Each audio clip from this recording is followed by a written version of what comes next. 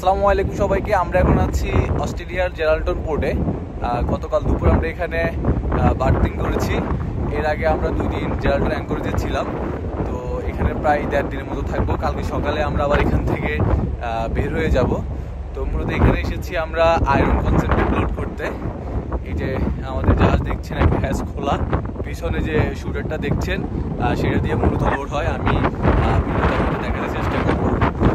আপনারা হয়তো আমার ভিডিও খেয়াল করলে দেখবেন যে এখানে ভালোই বাতাস। এখন হলো বিকাল 5:30টার দিকে, এখন 5:30। তো এখন টেম্পারেচার প্রায় 10 ডিগ্রি সেলসিয়াস। ভালোই শীত আছে এখানে।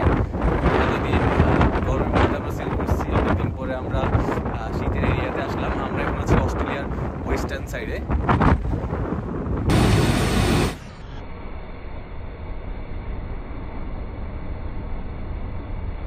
অস্ট্রেলিয়ার এয়ারপোর্টটা সুন্দর আছে।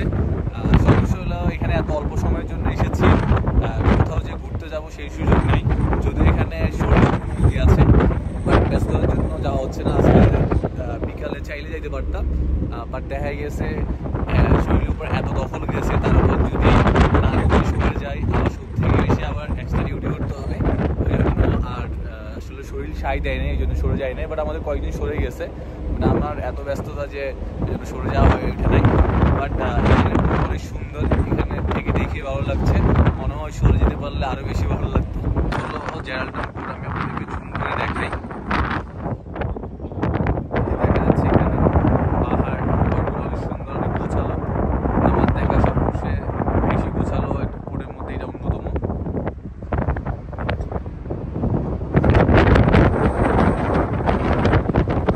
এখানে আসার পর যা বুঝলাম, এখানকার ওয়েদার এখন খুবই খারাপ।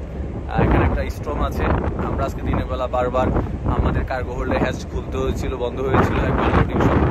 এখন বৃষ্টি হচ্ছিল, আমাদের লোডিং আমরা বন্ধ করে দিয়েছিলাম, হ্যাজ বন্ধ করে দিয়েছিলাম। আবার কিছুক্ষণ 1-1.5 ঘন্টা বৃষ্টি হওয়ার পর আবার লোডিং শুরু হয়।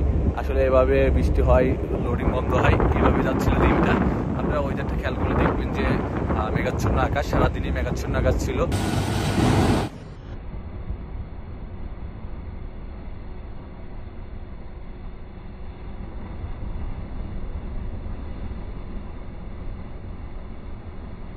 সবচেয়ে বড় জিনিসটা এখানে হলো আমাদের স্রোত অনেক বেশি।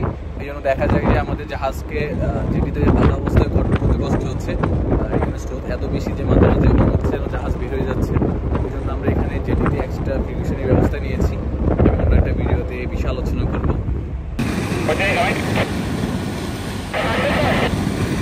জেরাল্টন পোর্ট থেকে আপাতত বিদায় নিচ্ছি, দেখা হবে অন্য কোনো ভিডিওতে। ততক্ষণ সবাই ভালো থাকবেন, সুস্থ থাকবেন আর নিজের খেয়াল রাখবেন। ধন্যবাদ সবাইকে।